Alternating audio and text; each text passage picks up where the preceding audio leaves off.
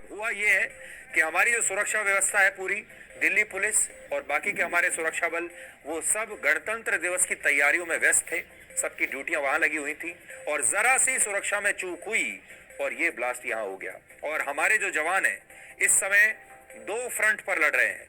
एक तो गणतंत्र दिवस का समारोह है, उसके लिए सुरक्षा पूरी करनी चाहिए, पूरी कोशिश कर रहे हैं। दूसरी तरफ किसानों का आंदोलन चल रहा है और किसान भी हिंसा कर रहे हैं, यानी हर तरफ से वार हो रहा है।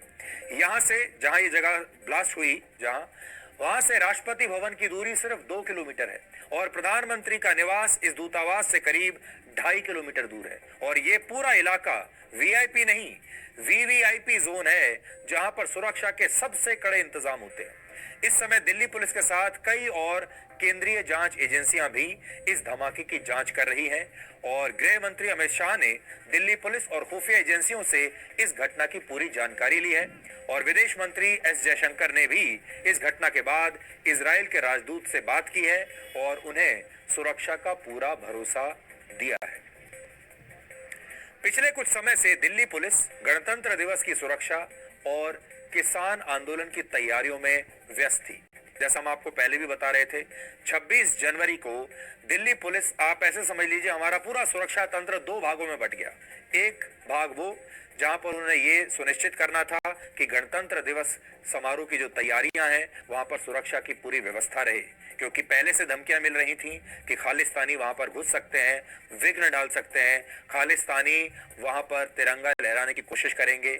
और ये भी इनपुट था कि उस दिन कोई हमला भी हो सकता है। और जो बाकी का तंत्र था सुरक्षा का, हमारी सुरक्षा एजेंसियों का, वो किसानों से निपट रहा था, क्योंकि किसानों ने भी कह दिया था कि हम भी उसी दिन अपनी ट्रैक्टर रैली निकालेंगे।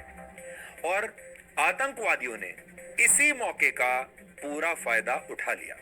अब आप कह सकते हैं कि 26 जनवरी को हुई हिंसा और उसके बाद हुई घटनाओं की वजह से देश विरोधियों को इस हमले का एक नया मौका मिल गया। शानदार मौका है ये, सुनहरा मौका उनके लिए ये था और उन्होंने अपना काम कर दिया।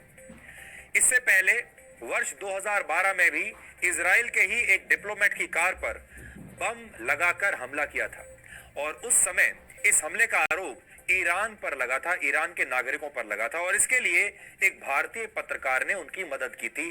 जांच में यह पता चला था। तो आप सोच सकते हैं दिल्ली में ये एक बहुत बड़ी घटना है और ये जो घटना है, ये जो खबर है, ये अंतर्राष्ट्रीय स्तर तक जाएगी और पूरी दुनिया में इसके बारे में बात होगी। इसलिए हम आपसे ये कह रहे हैं कि आप ये जो आंदोलन चल रहा है, किसान आंदोलन, इसे सिर्फ किसानों का आंदोलन मत समझिए। इसके पीछे बहुत बड़ी बड़ी ताकतें हैं।